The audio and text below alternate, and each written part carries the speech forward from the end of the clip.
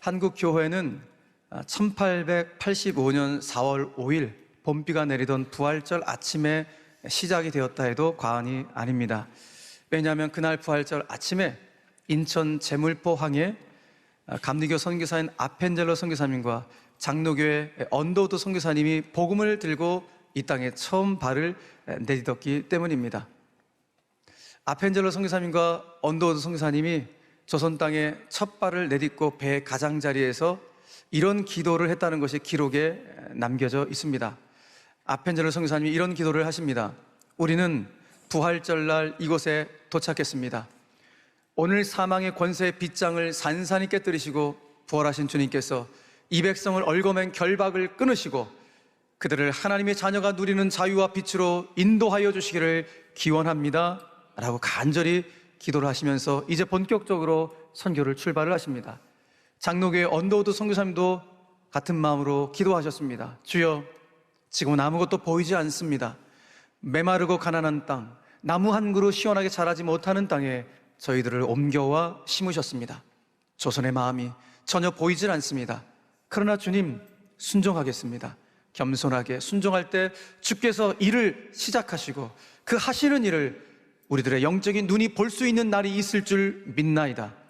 믿음은 바라는 것들의 실상이요 보지 못하는 것들의 증거라고 하신 말씀을 따라 조선의 믿음의 앞날을 볼 수 있게 될 것을 믿습니다 라고 기도하시면서 이 땅에 복음을 전해 주셨습니다. 여러분, 저도 믿습니다. 무엇을 믿는가?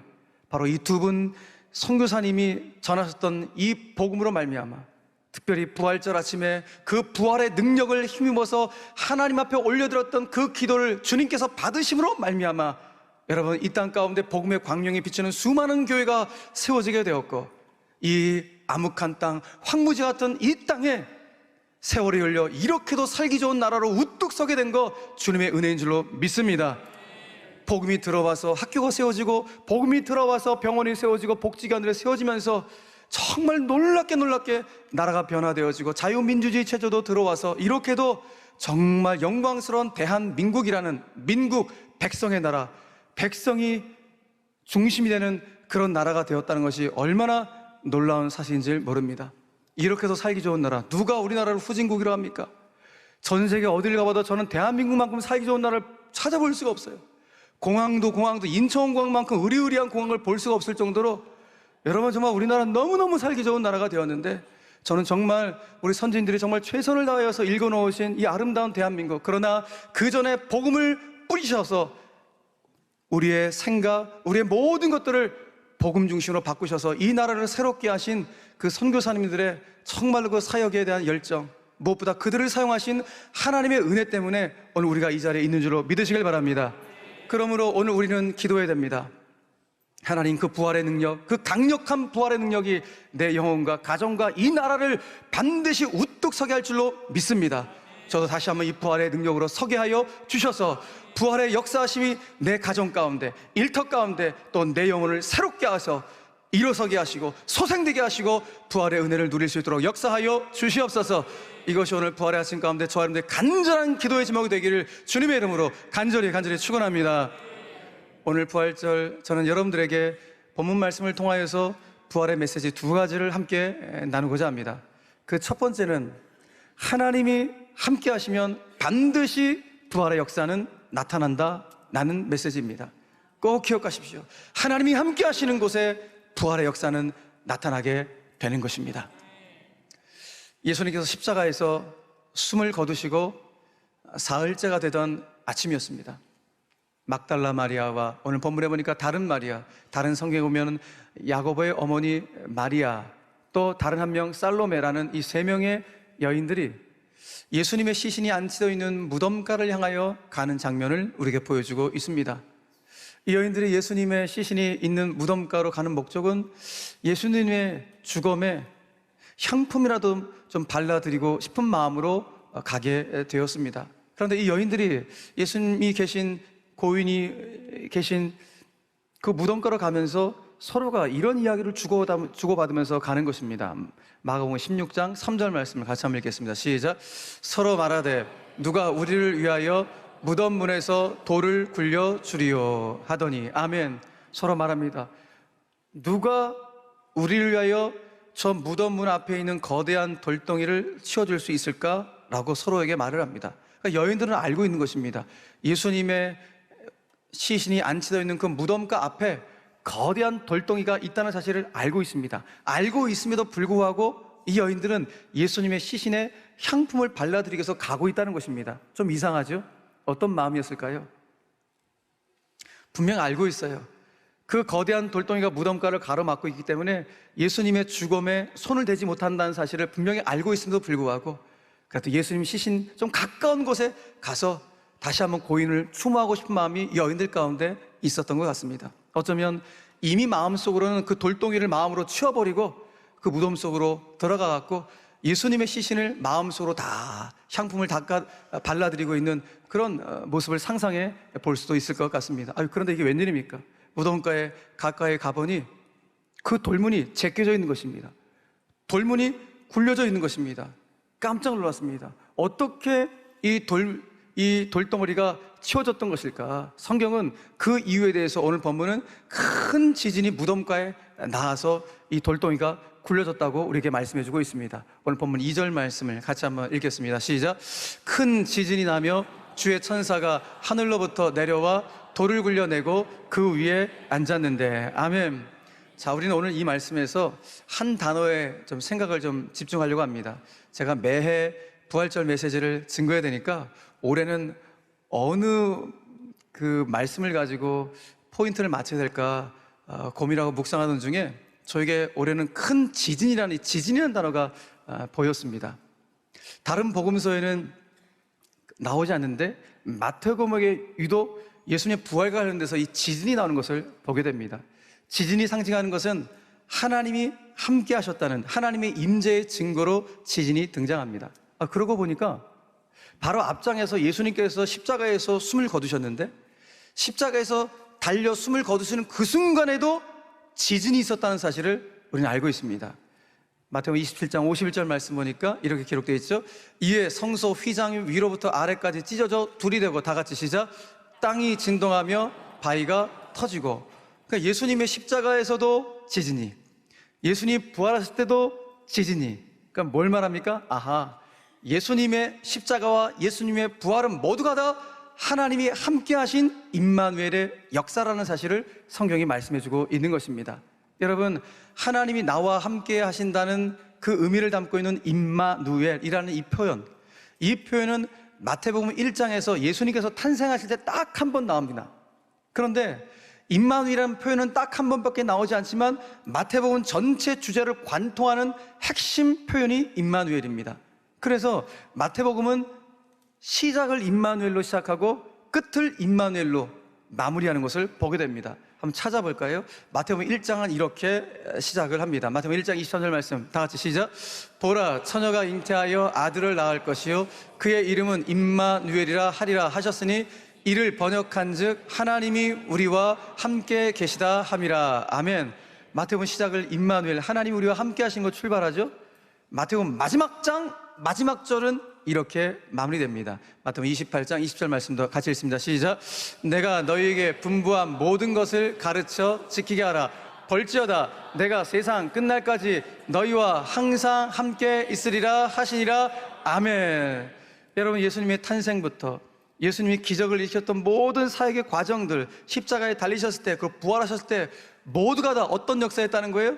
하나님이 함께 하셨던 임마누엘의 역사였음을 우리에게 말씀해주고 있는 것입니다. 그러니까 마태복음의 저자인 마태는 시작부터 마무리까지 이 모든 예수님의 사역 가운데는 하나님 아버지가 함께 하셨다. 그 하나님 아버지가 함께 하시는 바로 그곳은 어디든지 간에 반드시 부활의 역사는 나타나기 마련이다 라는 것을 선언해주고 있는 것입니다. 굉장히 중요합니다. 내가 부활을 믿는다면 그 부활을 믿는 자들 가운데 하나님 아버지는 반드시 함께 하셔서 우리를 일으키시고 소생시키시고 부활케 하시는 놀라운 역사가 있는 줄로 믿으시길 바랍니다. 이것을 바로 마태복음이 우리에게 증언해주고 있는 것입니다. 그런 차원에서 오늘 부활절을 맞이한 저 여러분들 가운데 진짜 최우선의 기도의 제목이 무엇이 되어야 되는가? 다른 어떤 것보다도 하나님, 제 삶의 모든 자리마다 하나님이여 함께하여 주옵소서, 임마누엘로 역사하여 주옵소서. 이것이 저여러분들 최고의 우선순위 기도의 제목이 되어야 합니다. 왜? 하나님이 함께 하시는 바로 그곳에 사망이 변하여 생명의 부활의 역사로 바뀌어지기 때문입니다. 하나님이 함께 하시는 바로 그곳에서부터 여러분, 하나님 나에게 주시는 새 힘을 공급받아 다시 일어설 수 있기 때문입니다. 하나님이 함께 하시는 바로 그곳에서부터 형통의 복은 출발하기 때문입니다. 여러분, 하나님이 사용하셨던 성경의 인물들을 보십시오. 여러분, 하나님이 다 함께 하셨던 인물 아니었습니까? 요셉의 형통이 무엇 때문이었습니까? 하나님이 함께 하심이었습니다. 창세기 39장 2절 말씀을 같이 한번 읽겠습니다. 시작. 여호와께서 요셉과 함께 하심으로 그가 형통한 자가 되어, 요셉의 이름에 여러분들 이름도 넣어보십시오. 여호와께서 나와 함께 하심으로 내가 형통한 자가 되었다. 하나님의 함께 하심이 형통의 출발이었다는 것이죠. 다윗이 왜 강성해졌습니까? 하나님이 함께 하셨기 때문입니다. 사무엘하 5장 10절 말씀도 같이 한번 읽겠습니다. 시작. 만군의 하나님 여호와께서 함께 계시니 다윗이 점점 강성하여 가니라. 아멘. 여러분, 다윗의 이름에 여러분들 이름 한번 직접 넣어보시겠어요? 자, 시작. 만군의 하나님 여호와께서 함께 계시니 근영이 점점 강성하여 가니라. 전 근영이 이름 넣어봤어요. 근영이가 점점 강성하여 가니라.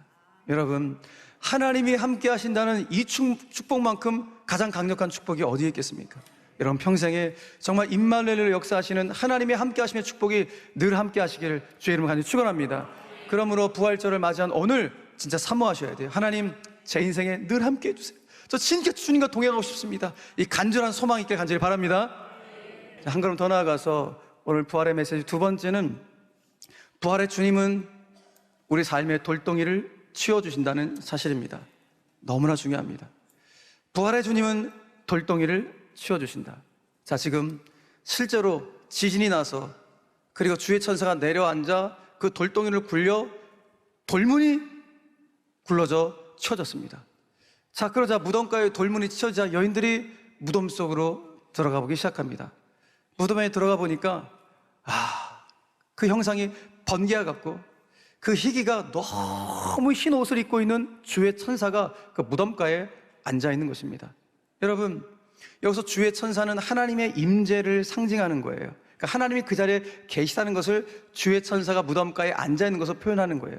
그러니까 우리는 성경을 읽어갖고 하나님이 그 무덤가에 계시는구나 하면서 뭔가 포근하게 따뜻하게 안정감 있게 이 말씀을 받고 있을지 모르겠지만 2000년 전 이 무덤 속에 들어간 이 여인들 얼마나 무서웠을까요?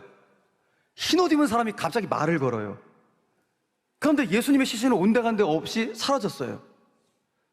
근데 말을 거는데 너무 무서운데 무서워하지 말라라고 얘기를 해요. 자기가 무섭게 해놓고서 무서워하지 말라라고 얘기를 해요. 그러고 난 다음에 너희들 예수님 찾고 있니? 그 예수님 여기 안 계셔. 예수님은 항상 말씀하셨잖아. 내가 반드시 죽은 자 가운데서 살아날 거야 라고 말씀하신 대로 부활하셨어. 한번 와봐. 예수님 죽으신 거 안 계시지? 그러니 확인했으니까 너희들 빨리 제자들 가운데 가서 이 부활의 소식을 증거해 라며 천사가 이야기를 해주는 거예요. 정말 어리둥절할 상황이 아닐 수가 없습니다. 우리 같았으면 정말 어리 빠졌을 것 같아요. 막 흰옷 입은 우리 식으로 얘기하면 소복 입은 그런 사람이 나타나갖고 말을 걸고 무덤 깜깜한 데서 그리고 예수님의 시신을 죽음을 찾으려고 하는데 죽음은 보이지도 않고 이런 막막한 상황, 이 어리 빠진 상황 가운데 너무너무 두렵지 않겠습니까? 이 두려움, 공포, 이 무서움이 여인들의 감정이었을 거예요. 그런데 오늘 성경은 여인들이 이 무서움의 감정만 있지 않고 이 하나의 감정까지 동일하게 있었다고 우리 가운데 소개해줘요. 이것이 눈에 띄었어요. 자, 오늘 보면 8절 말씀을 같이 한번 읽겠습니다. 자, 시작. 그 여자들이 무서움과 큰 기쁨으로 빨리 무덤을 떠나 제자들에게 알리려고 다름질할세. 아멘. 여자들이 무서움의 감정뿐만 아니라 어떤 감정이 있었어요? 큰 기쁨이 있었대요. 그래서 빨리 달려갔대요. 그러니까 여기서 빨리라는 부사는 일단 무서워서 빨리 달려가고 싶은 그런 마음도 있었겠고, 동시에 진짜 빨리 달려가서 이 큰 기쁨의 소식을 전하고 싶은 그런 마음이었을 겁니다.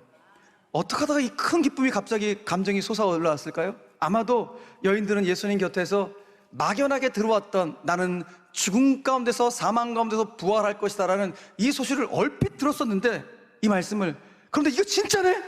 진짜 부활하셨네? 나는 이 현실 앞에서 모락모락 그 믿음이 계속해서 올라오면서 이것이 기쁨으로 승화되는 모습을 보게 됩니다. 너무 기뻐갖고 전 빨리 달려갑니다. 이 소식을 전하기 위해서 막 달려가는데, 그때 부활하신 주님이 기쁨으로 달려가는 여인들 앞에 떡하니 서시는 겁니다.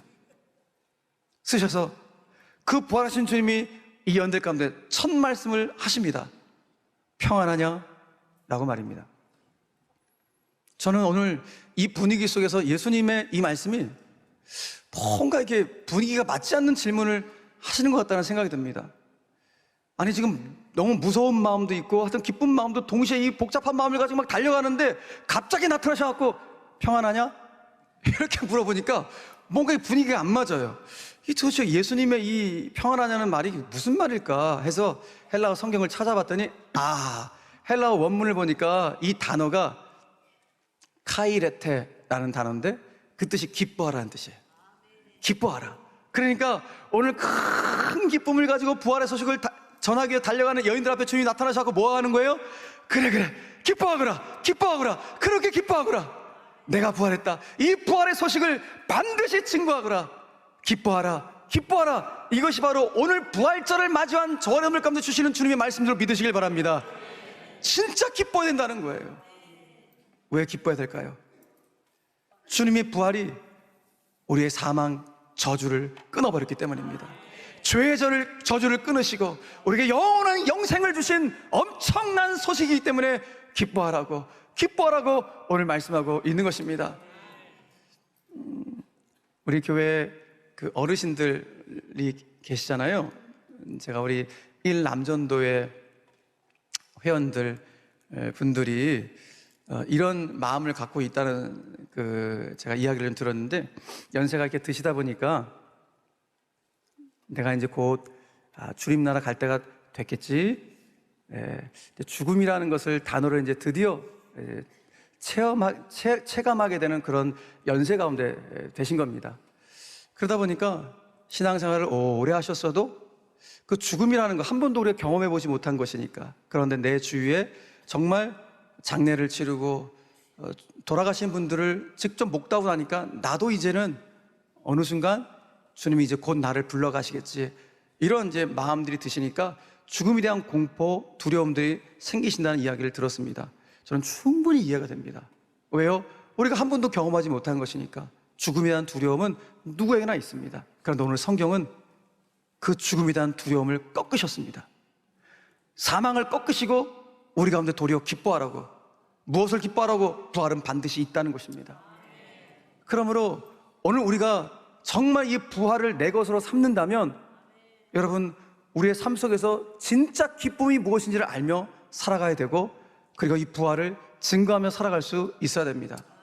이사야 선지자는 예수님 오시기 전에 이미 예수님께서 사망 권세를 꺾으시고 사망을 영원히 멸하실 것이라고 예언을 했는데, 오늘 이 말씀을 같이 한번 선포하겠습니다. 이사야서 25장 8절 말씀을 다 같이 한번 읽겠습니다. 시작. 사망을 영원히 멸하실 것이라. 주 여호와께서 모든 얼굴에서 눈물을 씻기시며 자기 백성의 수치를 온 천하에서 제하시리라. 여호와께서 이같이 말씀하셨느니라. 할렐루야. 예, 맞습니다. 우리 주님께서 사망을 영원히 멸하셨습니다.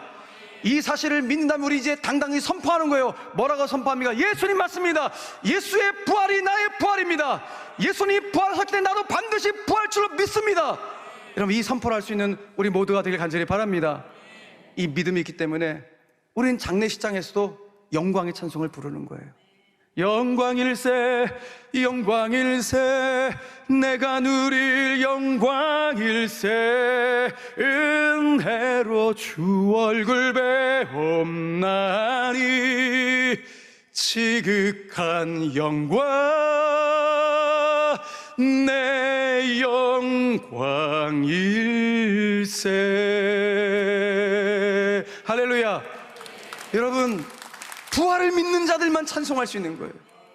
우리에게 영원한 생명, 영광의 부활이 반드시 당도한다는 사실을 여러분 믿으시길 바랍니다. 제가 이렇게 왜 외칩니까? 부활은 진짜 있기 때문입니다. 이 부활이 있기 때문에 2000년 역사 동안 기독교는, 교회는 계속해서 이어져 오고 있는 것입니다. 사랑하는 성도 여러분, 이 부활의 주님을 반드시 믿고 여러분 삶 가운데 부활의 능력이 충만할 수 있는 여러분들의 생애가 되기를 주님의 이름으로 축원합니다. 자, 그런데 중요한 것은 예수님은 부활하셔서 우리의 죽음의 돌덩이만 치우신 것이 아니라 지금 우리가 삶을 살아가고 있는데 우리의 삶의 모든 난관들, 거대한 삶의 돌덩이까지 다 치우시길 원한다는 사실을 꼭 믿으셔야 됩니다. 여러분, 오늘 부활하신 예수님께서 당신의 부활하셨다는 사실을 증명해 보이시기 위해서 어디로 가셨습니까? 사람들이 많이 있는 지동시장 같은데 광장 어디에 가갖고 내가 부활했다 이렇게 외치셨습니까? 아닙니다. 부활하신 주님은 가장 먼저 바로 이 여인들 가운데 찾아가십니다. 막달라 마리아, 귀신 들렸던, 사람들로부터 저주받은 인생이라고 손가락질 받던, 인생의 막다른 골목에 놓여서 남모르게 눈물을 흘리며 아파했던 바로 그 여인들, 바로 그 여인들 가운데 먼저 찾아가셔서 부활의 기쁨으로 역사해 주십니다. 오늘 주님은 이 부활절 아침에 동일하게 여러분들 가운데, 그런 분들 가운데 먼저 찾아가길 원하십니다. 삶의 막다른 골목에서 힘겨워하고 있는 우리 성도님 한 분 한 분, 남몰래 눈물 흘리며 아파하는 우리 성도들을 한 분 한 분 찾아가셔서 부활의 영광, 부활의 기쁨을 선물로 주기를 원하십니다. 그리고 다시 한번 일어날 수 있도록 새 힘과 새 능력을 부활의 주님께서 우리 가운데 주실 줄로 믿으시길 바랍니다. 그러므로 내 삶의 거대한 돌덩어리, 내 삶의 문제를 누가 걷어치워 주실 것인가 걱정하지 마십시오. 부활의 주님께서 반드시 걷어주실 줄로 믿으시길 바랍니다.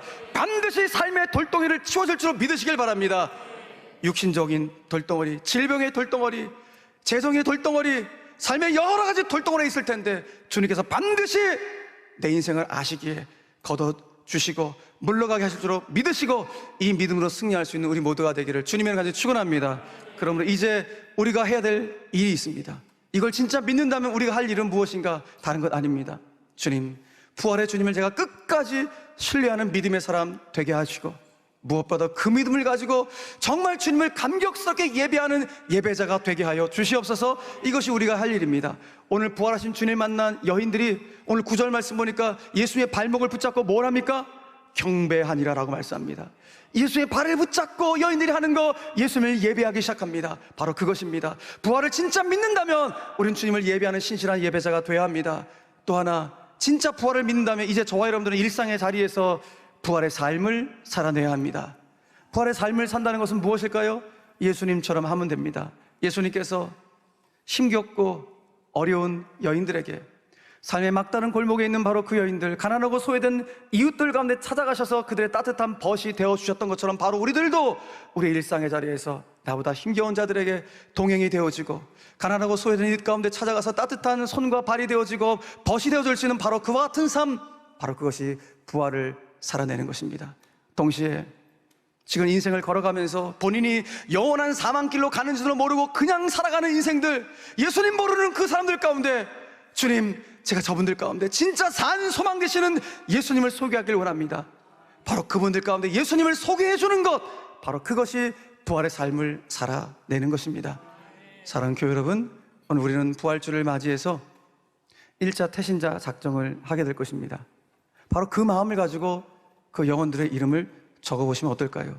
내가 차마 그 영혼들 지옥으로 보낼 수 없다는 것, 나만 천국 갈 수 없다는 그 마음을 담아서, 지금 그들은 영원한 사망길로 가고 있는데 그걸 모르고 가고 있는데 하나님 진짜 산 소망 되시는 예수님이 있다는 사실, 길과 진리요 생명이신 예수님을 제가 좀 소개해주고 싶은데, 제가 행복축제까지 7개월 동안 이 영혼의 이름을 기록하고 마음속에 품어 기도할 때, 주님, 제가 갖고 있는 이 부활의 영광, 내가 기록한 이 영혼도 반드시 만날 수 있도록 역사해달라고 그런 마음 담아 오늘 태신자도 작정할 수 있는 오늘 이 아침 되기를 주님의 이름으로 간절히 축원합니다. 말씀 맺겠습니다. 오늘 우리는 부활절 아침에 부활의 메시지를 통하여서 우리는 세 가지를 반드시 믿어야 합니다. 반드시 믿어야 합니다. 무엇을 믿어야 될 것인가? 첫 번째, 하나님이 함께 하시는 곳에는 반드시 일어서고 소생하는 부활의 역사가 나타남을 믿으셔야 돼요. 그러니까 늘 사모할 것은 주님, 나와 함께 해주세요. 나와 함께 해주세요. 왜? 하나님이 함께 하시는 곳에 소생의 역사, 일어섬의 역사, 부활의 역사가 나타나기 때문입니다. 두 번째 믿어야 될 것이 무엇인가? 예수님의 부활로 인해 영원한 사망의 돌이 옮겨지고 영생의 문이 열려졌다는 사실을 믿으시길 바랍니다. 세 번째로 믿을 것은 부활하신 예수님께서 내 인생을 막고 있는 거대한 돌덩이를 반드시 치워줄 것을 믿으시길 바랍니다. 바로 이 믿음을 가지고 여러분 승리의 찬가를 부르시고 주님을 찬송하시면서 예수님을 소개해줄 수 있는 그야말로 부활의 산증인으로 살아갈 수 있는 우리 모든 제1의 영 가족들 다 되시기를 주 예수 그리스도의 이름으로 간절히 축원합니다. 축원합니다.